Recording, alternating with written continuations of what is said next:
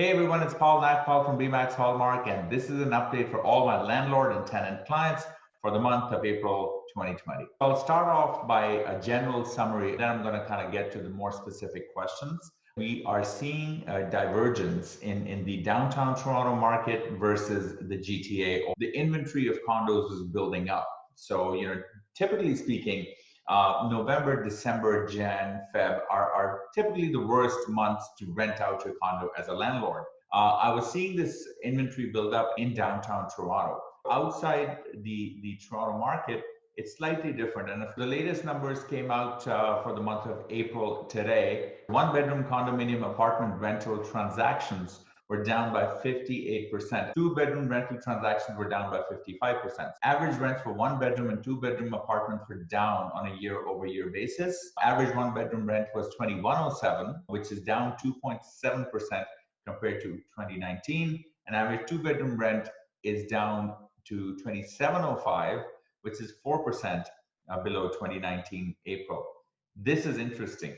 So what does it mean to be a landlord in today's rental world? So you still do have rights. Evictions are not taking place right now, but the process of an eviction can be started. So if you are going to go down the path of, let's say, starting the eviction process, please make sure that you use a paralegal and that you get proper advice. And here's the reason why. Before COVID showed up, landlord-tenant board, depending on where you were in the GTA, they were already backed up by months. And what's going to happen is after COVID, after all these negative landlord-tenant interactions, LTB is going to be backed up even more.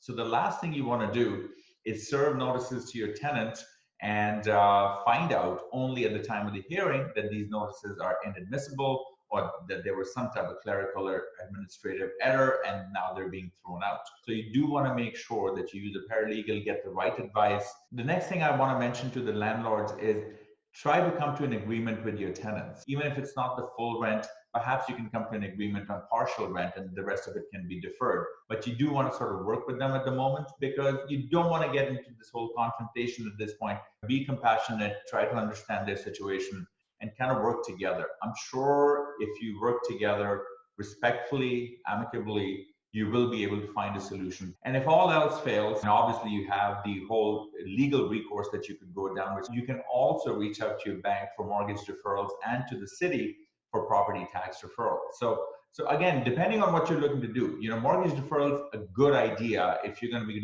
getting into financial hardship. Try to reach out to your bank, and as far as I know, most banks are being very, very cooperative in these mortgage deferral programs. So if you're a tenant, what can you do and what are your rights? So the right thing to do, of course, is to pay rent, because your landlord could be in a very tough position as well. I mean, a lot of these investors are mom and pop landlords, and you could be putting a landlord through a pretty significant financial hardship if you choose not to pay. Even though the evictions are not taking place right now, you got to remember that the landlord can still initiate the process to get you evicted. They can still file an eviction online. They could still use a paralegal. And this could eventually, in the long term, come back to haunt you. So be careful. Taking it for granted is not the right thing to do. You're still legally bound by a contract that you must honor. And as my advice was to the landlords, please be compassionate towards your landlord. You both are in it together. If you're not able to make the rent payment and he's not able to keep up with his mortgage payments, that's a tough place for both of you. And as a general statement, I would say document any interactions with the landlord or the tenant. So, anything that you agree to, text messages are great to kind of communicate casually, but things like rent deferrals and notices, these should all be done in person or by email. Again, speak to a paralegal, figure out what's the right way to do this, because at the end of the day, you don't want, as a landlord, to have your case thrown out because it wasn't documented properly, and as a tenant, run into issues later on because you didn't document it properly via an email.